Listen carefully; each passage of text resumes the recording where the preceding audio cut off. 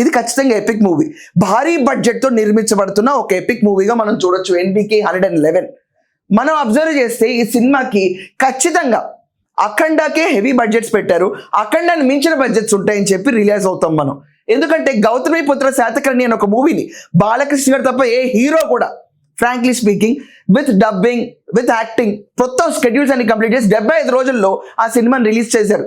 అది director capacity ఒక ఎత్తు అయితే బాలకృష్ణ గారి కెపాసిటీ ఇంకొక ఎత్తు. తెలుగుని ఎంత స్వచ్ఛంగా పలకాలో బాలకృష్ణ గారు తప్ప ఎవరు చెప్పలేరు. అలాంటి బాలకృష్ణ గారు మళ్ళీ ఎపిక్ మూవీలో మన ముందు వస్తుంటే అది కూడా డ్యూయల్ రోల్లో ఈ బొనాన్జా గూస్ బంప్ మూమెంట్ అబ్బా బాలయ్య ఫ్యాన్స్ అందరికి కాదా. వీళ్ళు రిలీజ్ చేసిన ఈ లుక్ లో మనకు అర్థమవుతుంది ఏంటంటే రాజుల కాలం చరిత్ర ఒకటి వీళ్ళు ఎస్టాబ్లిష్ చేయబోతున్నారు. ఖచ్చితంగా రాజుల కాలంకి వెళ్ళి చేయాలంటే మూవీ భారీ బడ్జెట్లో వెళ్ళబోతుంది. మనం చూసుకుంటే ఒక టైంలో KGF టైంలో అన్ని KGF తాగనే మూవీస్ వచ్చినాయి, మైన్లు వీటి వెనక మళ్ళీ మూవీస్ వచ్చినాయి. కానీ బాలకృష్ణ గారు ఇప్పుడు సెలెక్ట్ చేసుకున్న సబ్జెక్ట్ మళ్ళీ ఎపిక్ మూవీ హిస్టరీలోకి వెళ్ళి ఏం రీక్రియేట్ చేయబోతున్నారన్న కుతూహలం మాత్రం ప్రతి ఒక్కరిలో కలిగింది. అండ్ ఇదంతా కాకుండా ఈయనకు సరిపడా తమన్ గారు ఇచ్చే మ్యూజిక్ అఫ్ కోర్స్ మనం ఆలోచించలేదు.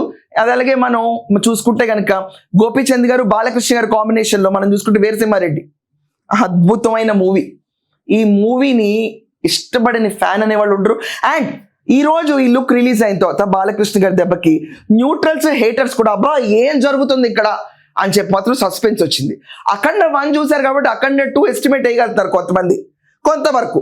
కానీ బాలకృష్ణ గారి పర్ఫార్మెన్స్ చూసి బాబోయ్ ఇంత తాండవమా అని చెప్పి నట తాండవం అండి ఆయన చేసింది, నట తాండవం.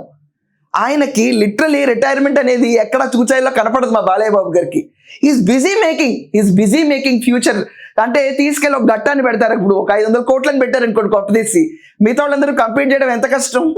సో సీనియర్స్కి గ్రాఫ్ పడిపోతున్న తరుణంలో లేదు మన హిస్టరీని మనం తిరగరాయచ్చని బాలయ్య బాబు గారు చెప్పారు. నిన్న ఆయన ఒక పంచ్ డైలాగ్ కొట్టారబ్బా, అది అభిమానులందరికీ ఒక రకంగా కిల్లర్ మూమెంట్ అనిపించింది.